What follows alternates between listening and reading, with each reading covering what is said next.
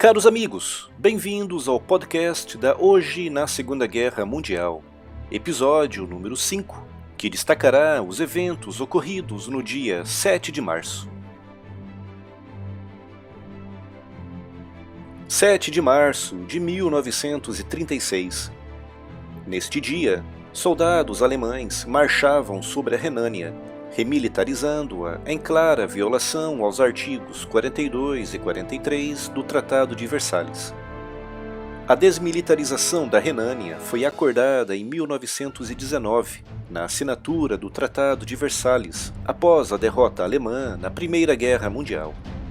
O objetivo era a criação de um território tampão entre a Alemanha, a Bélgica e a França, com o objetivo de evitar agressões alemãs futuras.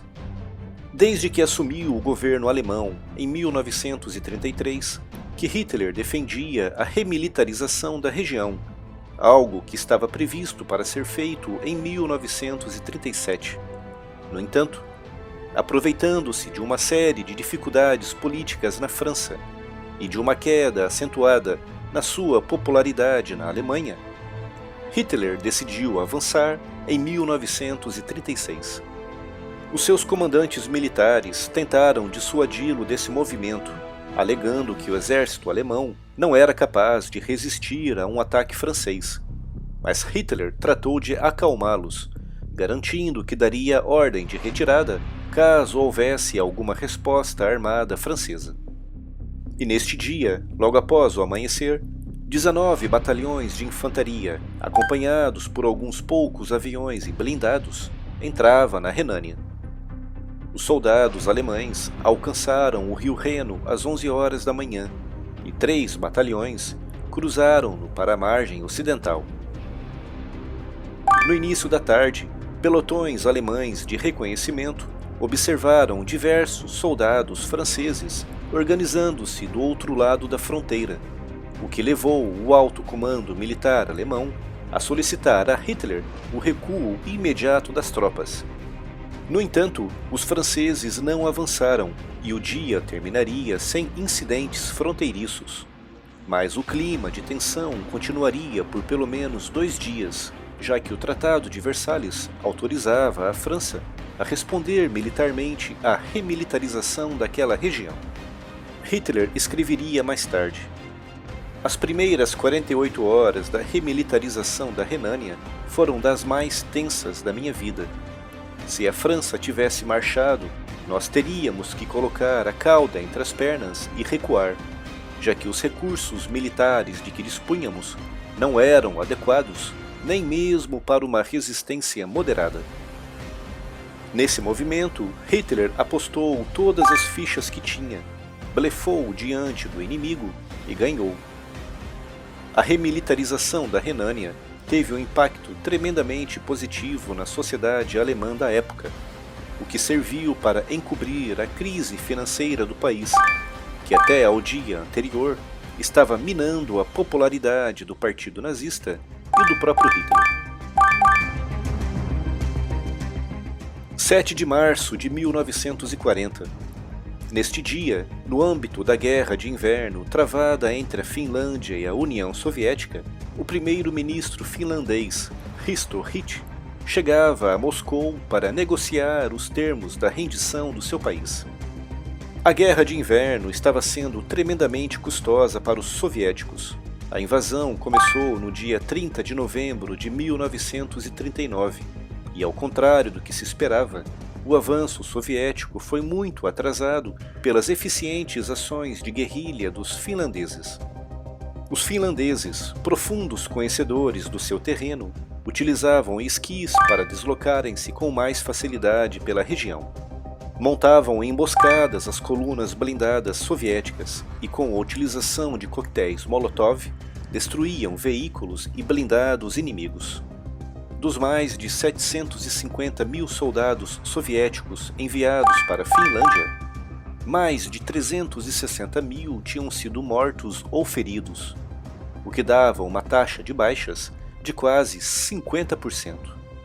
Os finlandeses, pelo seu lado, contavam com menos de 300 mil soldados e nenhuma reserva disponível.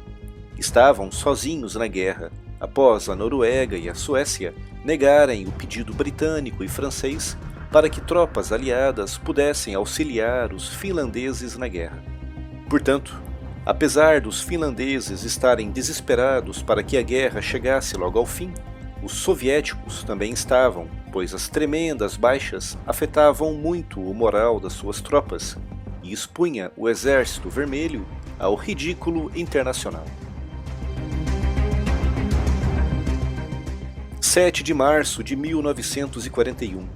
Neste dia, morria aos 33 anos o capitão Günther Prim, um dos maiores ases dos submarinos alemães. O capitão Prim comandava o submarino U-47 da classe Tipo 7, que desde o início da guerra tinha sido o responsável por afundar 30 navios aliados, o que corresponde a mais de 200.000 toneladas. Ficou mundialmente famoso quando, no dia 14 de outubro de 1939, invadiu Scapa Flow, a principal base da Royal Navy, até então considerada inexpugnável. Nessa ação, torpedeou e afundou o poderoso Carvalho, como era carinhosamente chamado o couraçado britânico HMS Royal Oak. Por essa ação, recebeu das mãos de Adolf Hitler a Cruz de Cavaleiro da Cruz de Ferro, tendo sido o primeiro membro de um U-Boat a recebê-la.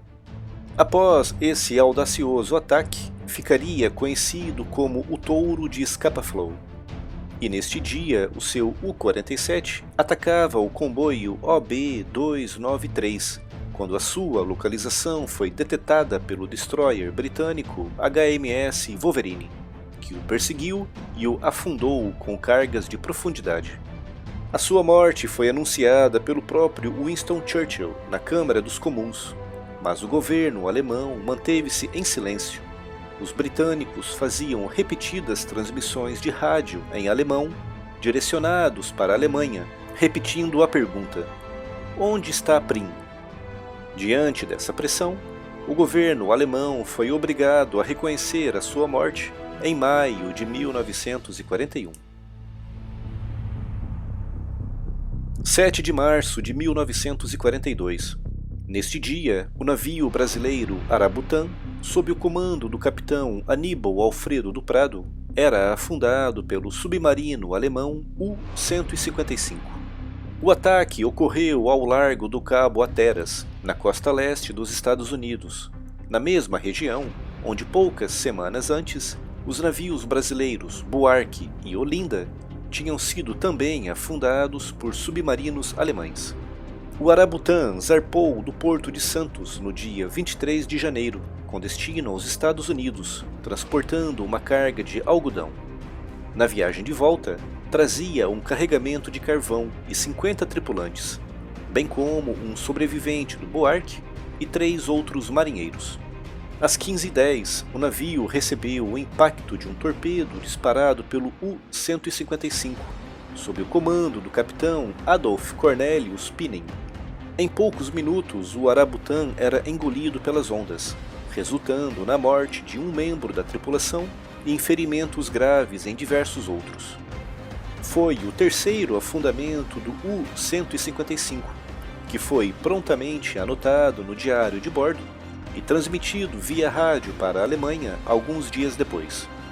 Após o naufrágio, o governo brasileiro exigiu do governo alemão explicações e o pagamento de reparações, mas foi ignorado. 7 de março de 1945. Neste dia, a Batalha de Iwo Jima entrava no seu 17º dia. Apesar do avanço norte-americano, a resistência japonesa na minúscula ilha seguia firme. Alguns dias após a captura, os norte-americanos colocavam em operação uma das pistas de pouso, permitindo que o 15º Grupamento de Caças ficasse responsável pelas missões de apoio aéreo na ilha. Essa decisão aliviou os caças dos porta-aviões da perigosa tarefa de pousar e decolar a partir do oceano. No terreno, os fuzileiros navais utilizavam soldados indígenas da tribo Navarro para a troca de mensagens confidenciais na frente de combate. Isso poupava muito tempo, pois não obrigava que as comunicações fossem encriptadas. A situação das forças japonesas era cada vez mais crítica, com as reservas de água e comida chegando rapidamente ao fim, o que resultava em ataques japoneses noturnos cada vez mais frequentes e desesperados. Obrigado por ouvir mais um podcast.